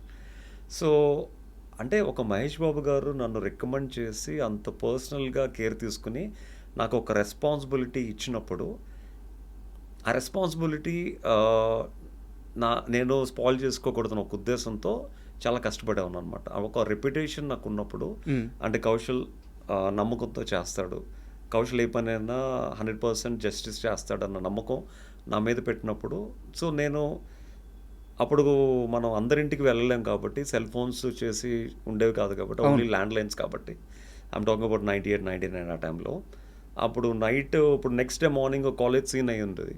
ఆ కాలేజ్ సీన్లో నాకు డైరెక్షన్ డిపార్ట్మెంట్ నుంచి ఒక 50 మోడల్స్, కౌశల్ ఒక 50 మోడల్స్ కావాలి అంటే, as a casting director that's my responsibility. అప్పుడు ఏం చేయాలంటే ఇంకా ఒక ఎస్టీడీ బూత్లో కూర్చుని నైట్ అంతా మార్నింగ్ 2-3 వరకు ఫోన్స్ చేస్తే కానీ 50 మంది అయ్యేవారు కాదు యాక్చువల్గా. సో 50 మంది ఎప్పుడైతే మోడల్స్ సెట్ అయ్యారని తెలిసిందో అప్పుడు నా అసిస్టెంట్స్కి చెప్పి వాళ్ళ ఇంటికి వెళ్ళి వాళ్ళని పిక్ చేసుకుని లొకేషన్కి వెళ్ళి డ్రాప్ చేసేంత వరకు నాకు మనశ్శాంతి ఉండేది కాదనమాట, నా పని అయింది అని చెప్పి. అలాగే ప్రతిరోజు ఉండేది యాక్చువల్గా. సో యువరాజుకి అయితే మొత్తం షూటింగ్ అంతా Ramoji film city. Okay, Hyderabad నుంచి రోజుకి 50-60 మంది మోడల్స్ మార్నింగ్ 6 o'clockకి బస్సులో కూర్చుంటే ఆ బస్సు అక్కడికి 8 o'clock రీచ్ అయ్యేదన్నమాట. సో అలాగా ఆల్మోస్ట్ లైక్ 1-2 months కష్టపడేవాళ్ళు అనమాట. అప్పుడు ఫస్ట్ మోడలింగ్ ఏజెన్సీ హైదరాబాద్లో ఉండేదన్నమాట. అప్పుడు ఆల్మోస్ట్ లైక్ ఈచ్ మోడల్కి మా ఏజెన్సీ నుంచి ఒక 30,000-40,000 మినిమం పర్ మంత్ శాలరీ ఇచ్చేవాళ్ళం ఆ టైంలోనే. అంటే అప్పుడు చూడండి ఎంత వర్క్ ఇప్పించేవాను నేను. సో పవన్ కళ్యాణ్ గారు కూడా బద్రీ సినిమాకి పూరి గారు పవన్ గారికి పరిచయం చేస్తే, పవన్ గారు బద్రీ సినిమాలో యాడ్ ఏజెన్సీలో ఉండే మోడల్స్ అందరినీ కూడా పవన్ కళ్యాణ్ గారు స్వయంగా సెలెక్ట్ చేసుకున్నారు ప్రొఫైల్స్ చూసి. సో ఆబ్వియస్లీ వాళ్ళంతా రెస్పాన్సిబిలిటీ తీసుకుని నాకు ఒక రెస్పాన్సిబిలిటీ అప్ చెప్పినప్పుడు ఆబ్వియస్లీ కష్టం పడితే కానీ ఆ రెస్పాన్సిబిలిటీకి మనం జస్టిస్ చేయలేం. సో అందుకనే వర్షం వచ్చినా అండ్ నైట్ ఏమొచ్చినా, నైట్ ఇంట్లో ఫోన్లు ఉండేవి కాదు కాబట్టి ఎస్టీడీ బూత్కి వెళ్ళి వాడి తాళం నేనే తీసుకుని ఫోన్స్ చేస్తే ఒక పెద్ద రోల్ వచ్చేది బిల్లు. ఆ బిల్లు నెక్స్ట్ డే నెలకి పే చేసామని నేనే తాళం వేసుకుని ఇంటికి వెళ్ళేవాను అనమాట. అలా ఉండేది అనమాట. అండ్ మీరు ఇలా మోడలింగ్లో బిజీ అయిన సమయంలో చాలామంది ఇలా పిక్ చేసుకునేవాళ్ళు, కొంతమంది షూట్స్కి పంపించేవాళ్ళు, ఇంకొంతమందికి ఎక్కడ అవకాశాలు ఉంటే అక్కడ పంపించేవాళ్ళు, మీరు కూడా కలిసి ట్రావెల్ అయ్యేవాళ్ళు. అలా మీరు కలిసి ట్రావెల్ అయ్యే సమయంలో ఒక హీరో మీకు పరిచయం అయ్యారు, ఉదయ్ కిరణ్ గారు. సో అంటే ఉదయ్ కిరణ్ గారు అసలు జీరోగా ఉన్నప్పుడు మీకు తెలుసు అంటే యాజ్ మోడల్గా నేను నా యాడ్ ఏజెన్సీ నుంచి ఉదయ్ కిరణ్ ఫిల్మ్స్కి హీరోగా రాకముందు నాతో ఒక 2 యాడ్ ఫిల్మ్స్ చేశారనమాట. ఓకే. సో అప్పటి నుంచి నాకు పరిచయం. సో అంటే ఉదయ్ కిరణ్ హీరో కాకముందు మీకు తెలుసు. ఆయన లైఫ్ ఏమీ పూల పంపు కాదు, ఆయన కూడా చాలా కష్టాలు పడి వచ్చారు. సో అంత కష్టాలు పడ్డ వ్యక్తికి లాస్ట్ రోజున, ఆయన చనిపోయే రోజున, ఆయన ఆల్రెడీ లైఫ్లో ఎంతో కొంత చాలా అచీవ్ చేశారు, చాలామంది ఫ్యాన్స్ని సంపాదించుకున్నారు, సూపర్ క్లాస్ హీరోగా, లవర్ బాయ్గా చాలా ఖ్యాతి దక్కించుకున్నారు, అందరికీ ఇష్టమైన హీరోగా ఉన్నారు. బట్ ఆ టైంలో కొన్ని ఫ్లాప్స్ వచ్చి ఉండొచ్చు. ఏమీ లేని రోజును చూసిన ఉదయ్ కిరణ్ కేవలం సినిమా అవకాశాలు లేకే చనిపోయారు అంటే మీరు నమ్ముతారా? సినిమా అవకాశాలు లేక చనిపోయారంటే నేను నమ్మను డెఫినెట్గా. ఓకే. సో ఉదయ్ గారికి అప్పటికి ఉన్న ఫేమ్కి తను చాలా చేయొచ్చు యాక్చువల్గా. ఈవెన్ తను తలుచుకుంటే ఒక పెద్ద టీవీ షో యాజ్ అన్ యాంకర్గా చేయొచ్చు, లేకపోతే చాలా చిన్న సినిమాలు చాలా ఉన్నాయి బట్ దానికి హీరోగా చేయొచ్చు. అంటే ఏ మనిషి అయినా ఫేమ్లో ఉన్నంత వరకే వాళ్ళకి వాల్యూ. మనం ఫేమ్లో ఉన్నంత వరకే మనం ఏది చెప్పినా జనాలు నమ్ముతారు, మనకి పాజిటివ్ కామెంట్స్ వస్తాయి. అదే ఫేమ్లో లేనప్పుడు నేను ఏది చెప్పినా కింద ట్రోలింగ్ చేస్తారు, నెగిటివ్ కామెంట్స్ వస్తాయి. అదేంటంటే మన సక్సెస్ని బట్టే చూసే వాళ్ళకి రెస్పాన్స్ వస్తుంది యాక్చువల్గా. ఇప్పుడు ఈ ఇంటర్వ్యూ కూడా కిందన ట్రోల్స్ చూస్తే ఈడు కూడా చెప్తున్నాడా, లేకపోతే ఈడు కూడా చెప్పేవాడు అయిపోయాడా అని అంటారు యాక్చువల్గా. అనేవాళ్ళు అంటూనే ఉంటారు. బట్ ఈ పొజిషన్ ఇప్పుడు మీ ముందు ఇలా కూర్చుని మాట్లాడడానికే ఒక పెద్ద సక్సెస్. ఈ సక్సెస్కి రీచ్ అవ్వడానికి ఎంత కష్టపడి వచ్చారు అనేది వాళ్ళకి తెలియదు యాక్చువల్లీ. అలాగే ఉదయ్ కిరణ్ గారి విషయంలో కూడా హీ అచీవ్డ్ ఎ లాట్. నేను పక్కనే ఉండి స్వయంగా చూసాను యాక్చువల్గా. So back to back films, చిత్రం, మనసంతా నువ్వే, నువ్వే కలుసుకోవాలని కూడా కలుసుకోవాలని, ఇవన్నీ back to back hat trick hero అని చెప్పి తను బీచ్లో షూటింగ్ అవుతుంటే అమ్మాయిలందరూ వచ్చి తన మీద ఫ్లవర్స్ జల్లేవారు అనమాట, రోజ్ పెటల్స్ అనమాట. అసలు షూటింగ్ చేయనిచ్చేవారు, అది విపరీతమైన క్రౌడ్ అనమాట. ఇప్పుడు సోషల్ మీడియా వచ్చి ఇవంతా ఇప్పుడు యాక్టర్స్కి ఆ ఫేమ్ చూస్తున్నారు, కానీ ఏమీ లేని టైంలోనే he have seen that fame అనమాట యాక్చువల్గా. బట్ ఆబ్వియస్లీ అంత ఫేమ్ చూసిన తర్వాత నేను ఒక చాలా సంవత్సరాల తర్వాత ఒక ఈవెంట్కి వెళ్తే he also came for the event, ఒక ఫ్యాషన్ షోకి. ఆ ఫ్యాషన్ షోలో తను కూడా ఒక నార్మల్గా కూర్చున్నాడే కానీ ఒక సెలబ్రిటీకి ఇవ్వాల్సిన రెస్పాన్స్ కానీ ఒక సెలబ్రిటీకి ఇవ్వాల్సిన ట్రీట్మెంట్ కానీ ఇవ్వలేదు actually. I have seen personally, just because of తను ఫేమ్లో లేడు అన్న ఒక్క ఉద్దేశంతో. సో ఒక మనిషికి ఒక నడుస్తున్నప్పుడు రోజ్ పెటల్స్ జల్లి ప్రతి అడుగులోని పూలతో నడిపించే ఒక ఫ్యాన్స్ ఉన్న టైంలో సినిమాలు 2-3 సినిమాలు ఫ్లాప్ అయ్యేసరికి అసలు ఒక ఈవెంట్కి వచ్చినప్పుడు కూడా పట్టించుకోకపోతే ఆబ్వియస్లీ ప్రతి మనిషికి ఒక బాధ ఉంటుంది యాక్చువల్గా. కష్టం సార్ తీసుకోవడం. పక్కనే నిన్న కాక మొన్న వచ్చిన హీరోస్కి సెల్ఫీలు తీసుకుని అంత ఎస్టాబ్లిష్ అయిన ఉదయ్ గారితో సెల్ఫీలు తీసుకోపోతే ఆబ్వియస్లీ తను పక్కనే తీసుకుంటున్నప్పుడు తనకు బాధ కలుగుతుంది యాక్చువల్గా. సో ఆ బాధని చూశాను, ఆ హ్యాపీనెస్ని చూశాను యాక్చువల్గా. నేను ఎప్పుడైతే తను చనిపోయారన్న వార్త విన్నానో నాకు చాలా ఐ వాజ్ లైక్ షాక్డ్ అనమాట. వెంటనే నేను నిమ్స్ హాస్పిటల్కి వెళ్తే ఎవరిని అలౌ చేయట్లేదు. అసలు ఉదయ్ కిరణ్ని చూడడానికి ఎలాంటి స్టార్స్ రాలేదు. ఆ ఫ్యామిలీలో కూడా వాళ్ళ సిస్టర్ వాళ్ళ హస్బెండ్ ఒక అతను ఉన్నాడనమాట, ఇంకెవరు లేరు అక్కడ. మేబీ ఆ కుటుంబంతో వాళ్ళ పేరెంట్స్తో వాళ్ళ ఫాదర్తో తనకేవో గొడవలు ఏవో అవుతున్నాయి అనుకుంటా, ఎవరు రాలేదు. అప్పుడు నేనే మార్చురీకి వెళ్ళి ఓపెన్ చేస్తే అప్పుడు ఉదయ్ కిరణ్ గారి బాడీని ఫస్ట్ చూసింది నేనే. అప్పటికే తన కళ్ళని దానం చేసి ప్లాస్టిక్ కళ్ళు పెట్టారు యాక్చువల్గా. సో తర్వాత నేను మళ్ళీ నిమ్స్ వాళ్ళతో డాక్టర్స్తో మాట్లాడి ఆ బాడీని ఇంటికి తీసుకువెళ్ళి తర్వాత అక్కడ నెక్స్ట్ డే మార్నింగ్ చాంబర్ దగ్గర తీసుకువెళ్ళి మొత్తం అప్పుడు ఆర్టిస్టులు అందరూ అప్పుడు వచ్చారు యాక్చువల్గా. సో అదంతా అప్పుడు మొత్తం త్రూఅవుట్ ఉదయ్ గారితో మొత్తం తన బాడీ కాలి ఆ యాష్ అయినంత వరకు ఆ లాస్ట్ వరకు నేను తనతోనే ఉన్నాను యాక్చువల్గా.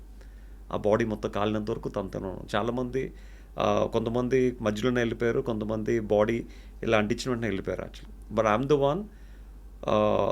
మేబీ 2-3 కొంతమంది ఫ్యాన్స్ ఉన్నారనమాట. మొత్తం బాడీ అంతా కాలినంత వరకు, బాడీ బూడిదైనంత వరకు నేను ఉండి చూసి అప్పుడు నేను ఇంటికి వెళ్ళడం జరిగింది. అంటే ఇంకా ఒక ఫ్రెండ్కి అంతకన్నా మనం ఎక్కువ ఏమి ఇవ్వగలం యాక్చువల్గా. అంటే మీరు చెప్తుంటే అంటే ఇండస్ట్రీలో ఒక ఫేమ్ వచ్చిన తర్వాత అంతే, ఏదన్నా ఫేమ్లో ఉంటేనే మీకు గుర్తింపు, మీకు మర్యాద, మీకు మీ గురించి మంచిగా మాట్లాడతారు.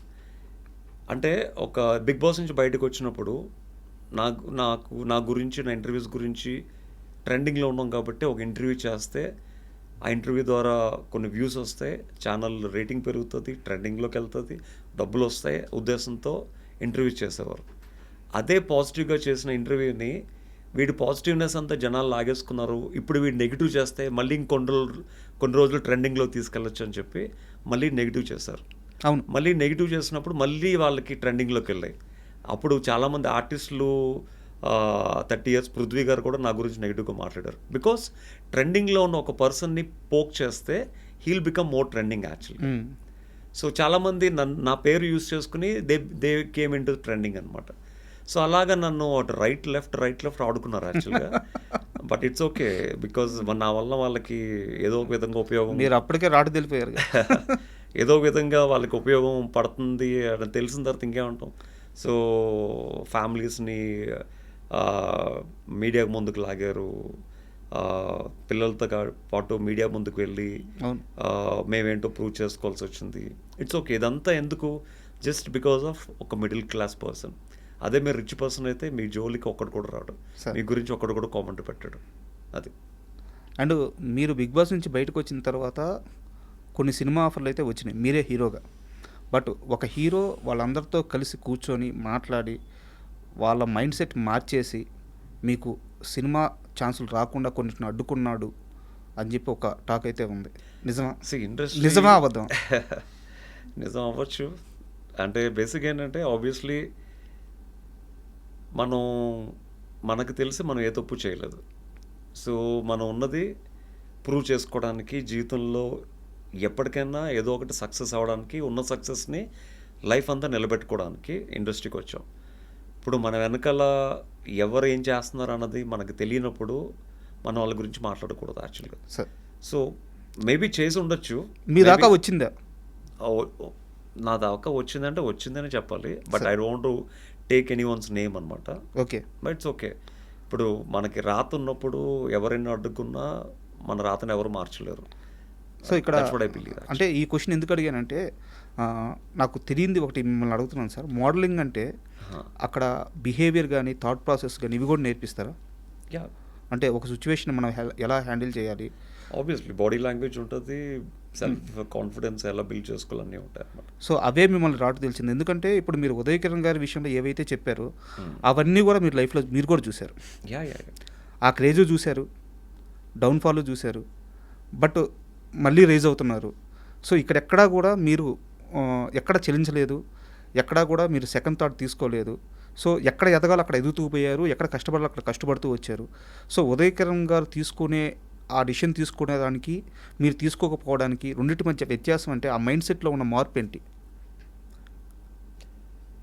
ఇప్పుడు యాజ్ ఎ పర్సన్ మీరు చెప్తే నమ్మరు, కానీ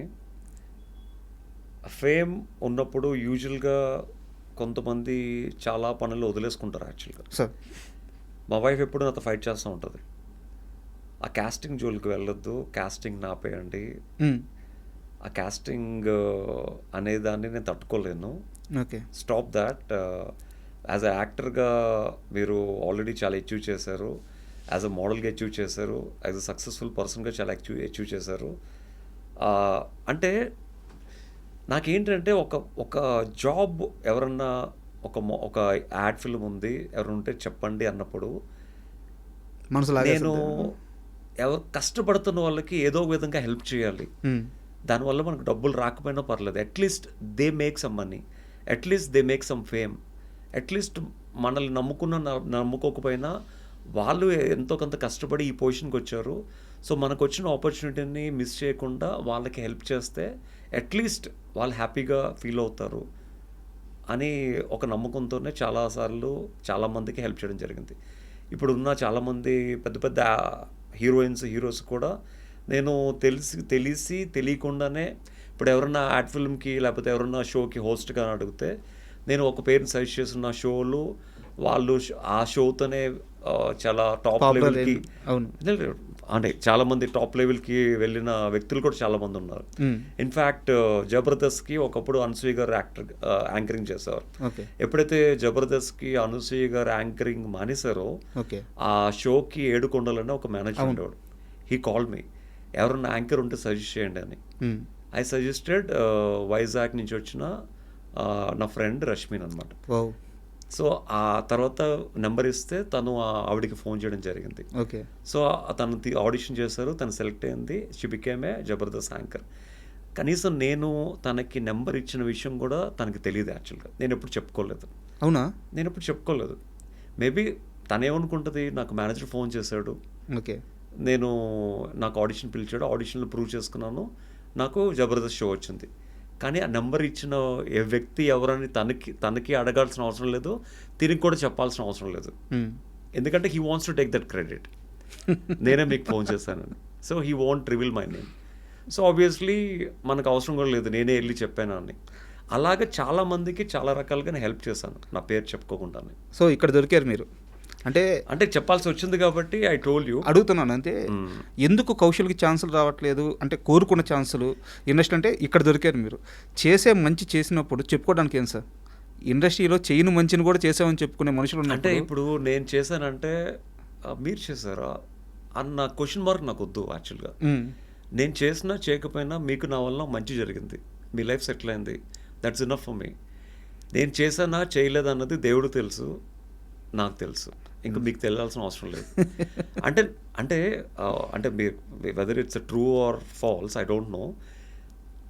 my hand is very very lucky for others. My hand is not lucky for me. Okay, నా దగ్గర ఫస్ట్ యాడ్ ఫిల్మ్ చేసిన వాళ్ళు కానీ ఫస్ట్ ర్యాంప్ షో చేసిన వాళ్ళు కానీ టాప్ స్టేజ్లో ఉంటారు యాక్చువల్లీ. ఇప్పుడు తమన్నా గారు ఫస్ట్ యాడ్ ఫిల్మ్ డైరెక్ట్ చేసింది, second third ad film direct చేసింది. అవును, మీరు హ్యాపీ డేస్ తర్వాత అనుకుంటాం. హ్యాపీ డేస్ తర్వాత భీమా సిమెంట్. అవును. సో అంటే మేబీ ఐ థింక్ ఆ క్రెడిట్ నేనే అని చెప్పక్కర్లేదు. I'm saying my hand is lucky for others, that is for sure actually. And మీ మీద ఉన్న నాకు ఒక కంప్లైంట్ ఏంటంటే 220 పైగా మీరు యాడ్ షూట్స్ తీశారు. అండ్ ఒకానొక టైంలో మీకోసం మీరు ప్రొడ్యూస్ చేసుకునే కెపాసిటీ కూడా మీకు వచ్చిందని నేను అనుకుంటున్నాను, ఒక చిన్న సినిమా అయినా సరే. వచ్చింది. సో ఎందుకు అక్కడ మీరు సీరియస్గా ట్రై చేయలేదు? ఒకరిని నమ్ముకునే బదులు నా దగ్గర ఆల్రెడీ స్కిల్ ఉంది, దేవుడిచ్చిన మంచి ఒక రూపం ఉంది, ఒక ఫేమ్ వచ్చింది, ఒక ప్రొడ్యూస్ చేసుకోగల కెపాసిటీ ఇప్పుడు వచ్చింది, సో నేనే ఎందుకు ట్రై చేయకూడదు అని చెప్పేసి మిమ్మల్ని వేరే లెవెల్లో ఎస్టాబ్లిష్ చేసుకోవడానికి మీరు ఎందుకు ప్రయత్నం చేయలేదు? ఎంతో కష్టపడితే మనకి డబ్బు వస్తుంది యాక్చువల్లీ సార్. ఆ డబ్బుని మనం సినిమా మీద పెట్టి మళ్ళీ జీరోకి వెళ్ళిపోయి మళ్ళీ కష్టపడే రిస్క్ నేను తీసుకోలేదు.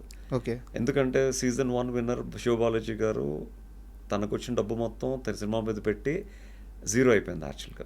తను ఒక సినిమా తీశారు గీతే కనకాల గారితో, ఇద్దరు ఫ్రెండ్స్గా యాక్చువల్గా. Okay.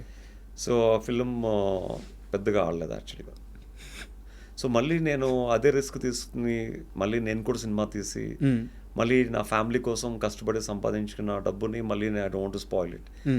As you know that నాకు బిగ్ బాస్ ఇచ్చిన క్యాష్ ప్రైజ్ ఏదైతే ఉందో the winning amount as I said I want to donate for patients, that's I donated actually.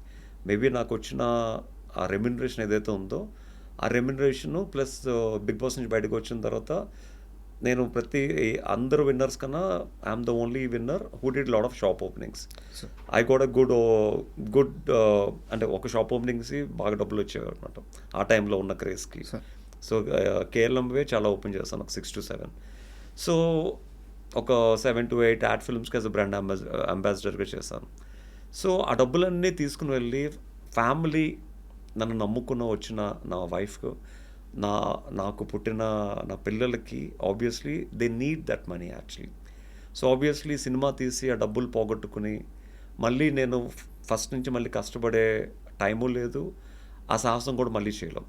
So I kept that money on my kids అనమాట. అంటే వాళ్ళకి లైఫ్లో కావాల్సిన ఒక మంచి ఇల్లు, వాళ్ళకి కావాల్సిన ఒక కారు, అంటే నాలా కష్టం పడకూడదని వాళ్ళకి ఒక మంచి హెల్ప్ఫుల్ అయ్యే విధంగా ఐఎమ్ లీడింగ్ దర్ లైఫ్ అనమాట. ఈ విషయంలో నీలిమా గారి థాట్ ప్రాసెస్ ఎలా ఉంటుంది? వారు లేదు మనం ముందుకు వెళ్ళాలి అంటారా, మీరు చెప్పింది కరెక్ట్ అంటారా? ముందుకు వెళ్ళాలి అంటే ఐ మీన్ అంటే మనం ఇన్వెస్ట్ చేద్దాం, నీ మీద నువ్వు ఇన్వెస్ట్ చేసుకో, సో ప్రాబ్లం అన్ని తర్వాత సంగతి. దానికి అసలు సినిమా ఇండస్ట్రీ మీద నమ్మకం లేదు, 100% అసలు జీరో అనమాట. ఓకే. అంటే మీరు ఎంత ఇన్వెస్ట్ చేసుకున్నా మీ మీద అది బూడిదలో పోసిన పన్నీర్ లాగే. Okay. But you want even get 1 rupee also. She knows that actually.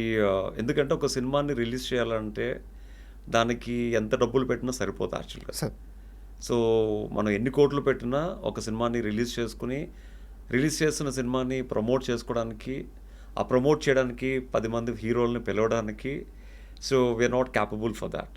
So obviously better దేవుడు ఒక విధంగా డబ్బులు ఇచ్చాడు, ప్రజలు ఒక విధంగా విజయాన్ని ఇచ్చారు, ఆ విజయాన్ని కాపాడుకుంటూ just settle your life and again back to old life అనమాట.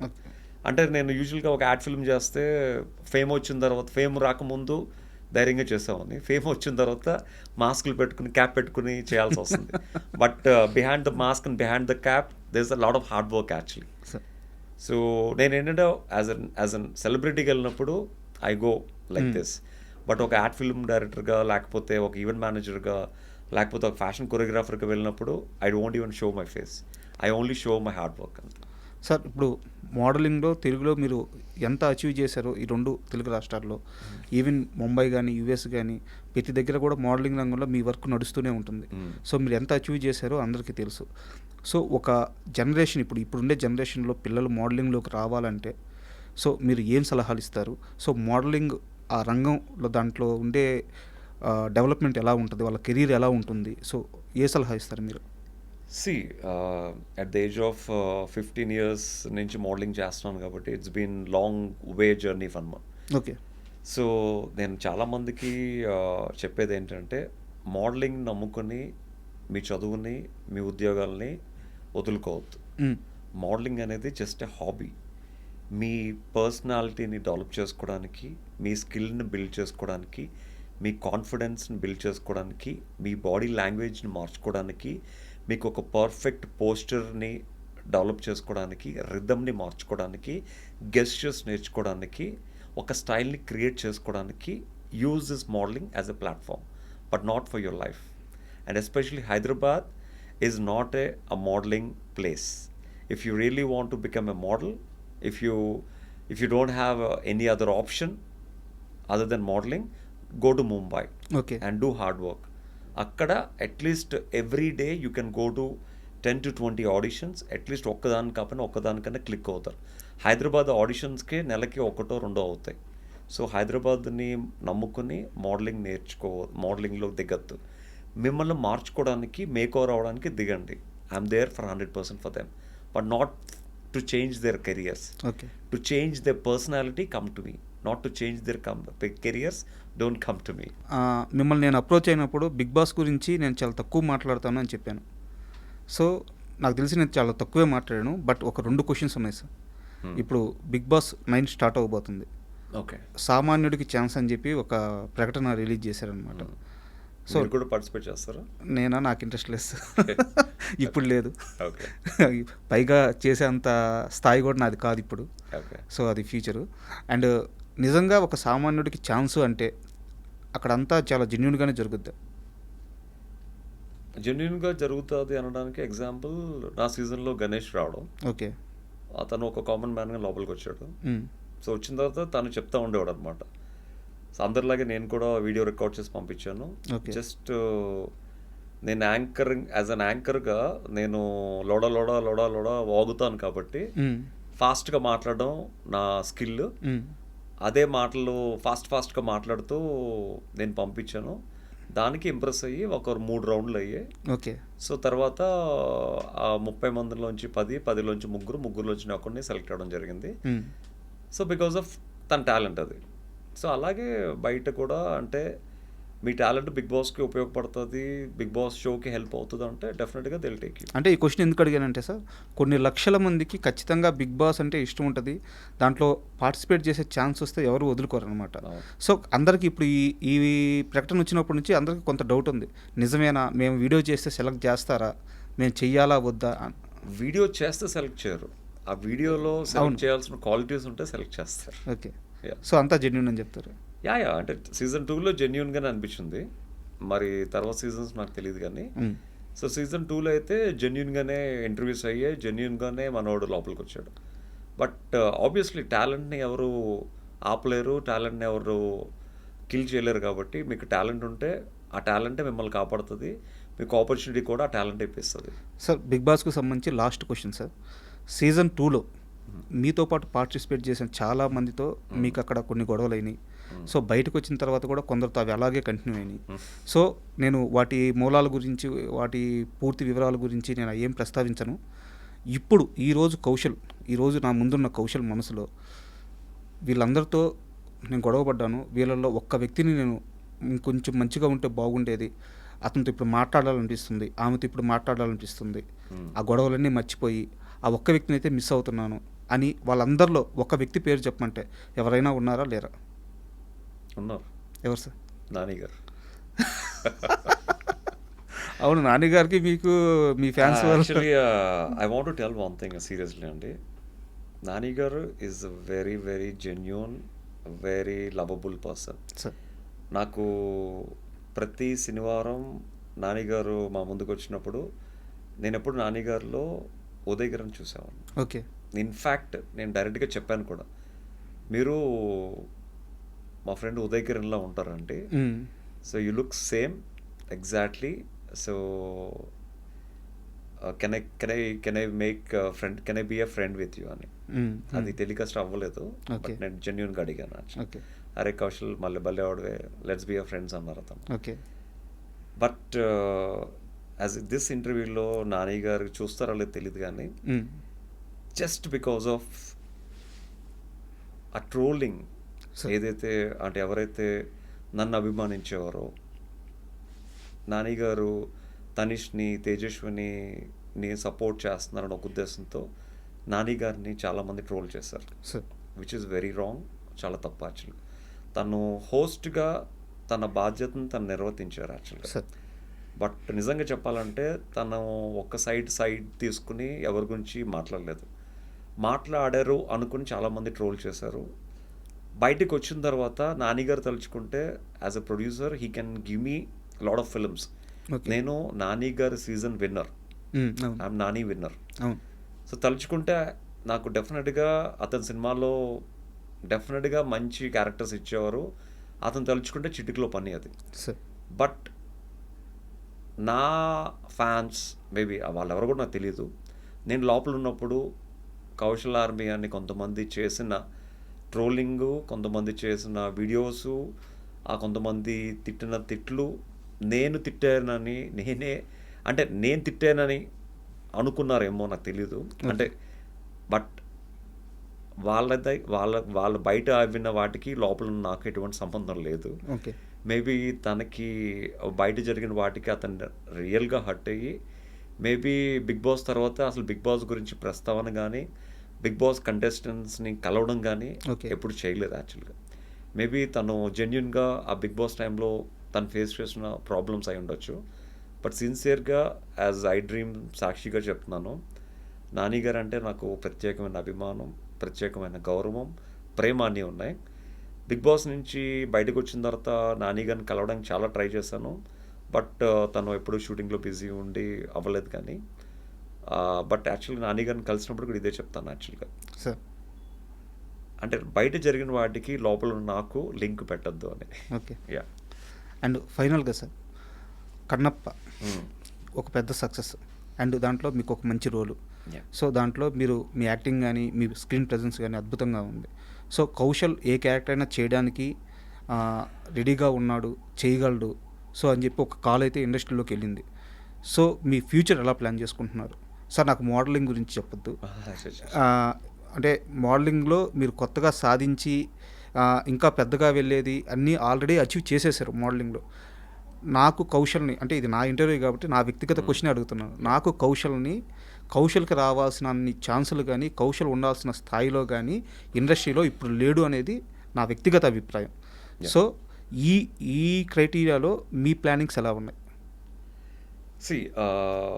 ఫస్ట్ థింగ్ ఏంటంటే, ఒక మనిషికి అచీవ్ చేసుకోవడానికి, ప్రూవ్ చేసుకోవడానికి కావాల్సింది ఒకే ఒక అవకాశం. అవకాశం అనేది ఆ పర్సన్కి వస్తే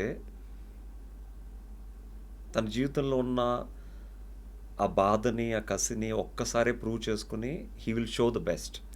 అలా చాలామంది యాక్టర్స్ ప్రూవ్ చేసుకున్నారు ఒక్క ఆపర్చునిటీతో. As you know that Bigg Boss అనేది ఒక ఆపర్చునిటీతో ఎన్ని రోజులు ఉన్నావా ఆ కష్టాన్ని ఎలివేట్ చేసుకోవడానికి ఈజీ వే దొరికింది కాబట్టి ఐ ప్రూవ్ మై బెస్ట్. అలాగే సినిమాల్లో కూడా ఏ అవకాశం వచ్చినా దట్ ఒక్క అవకాశం విల్ చేంజ్ మై లైఫ్. అది ఎవరి ద్వారా అవకాశం వస్తుంది, ఏ డైరెక్టర్ ద్వారా అవకాశం వస్తుంది, ఎలాంటి క్యారెక్టర్ వస్తుంది, ఎలాంటి టైంలో వస్తుందో నాకు తెలియదు. కానీ that one opportunity will change my life and I'm ready for any opportunity, any kind of role, any performance role. ఎందుకంటే ఎట్ ద ఏజ్ ఆఫ్ 4 నుంచి ఐఎమ్ ఇన్ టు థియేటర్స్ కాబట్టి చైల్డ్ ఆర్టిస్ట్గా ఎన్నో నాటికలు వేశాను, ఎన్నోసార్లు బెస్ట్ యాక్టర్ అవార్డు వచ్చింది, national best actor కూడా అవార్డు వచ్చింది.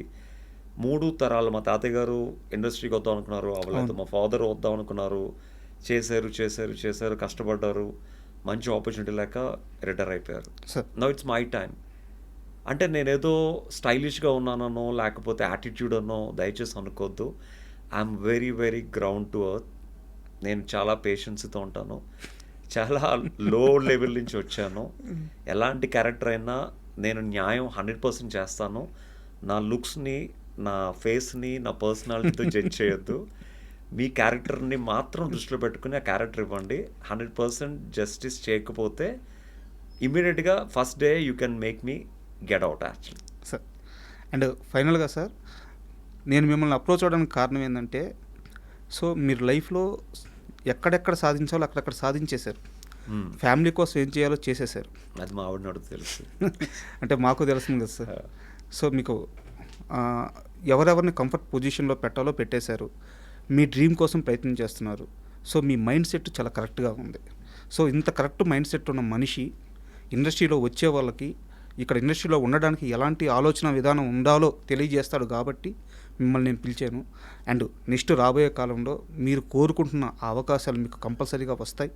సో మీరు అచీవ్ చేస్తారు. ఆ తర్వాత రోజున ఎప్పుడైతే మీరు ఆ స్థాయికి వచ్చి సక్సెస్ఫుల్గా హ్యాపీగా ఉంటారో ఆ రోజున మన ఇద్దరం మళ్ళీ ఇలాగే కూర్చొని ఓ మంచి ఇంటర్వ్యూ చేద్దాం. And thank you sir. Thank you for this wonderful interview.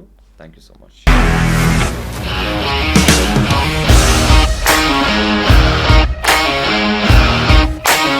ఇండస్ట్రీలో కమిట్మెంట్ ఇష్యూస్ వస్తే నీకు కూడా వచ్చినట్టు? మార్నింగ్ తీసుకెళ్ళాడంటే కొట్టి పడేశాడు.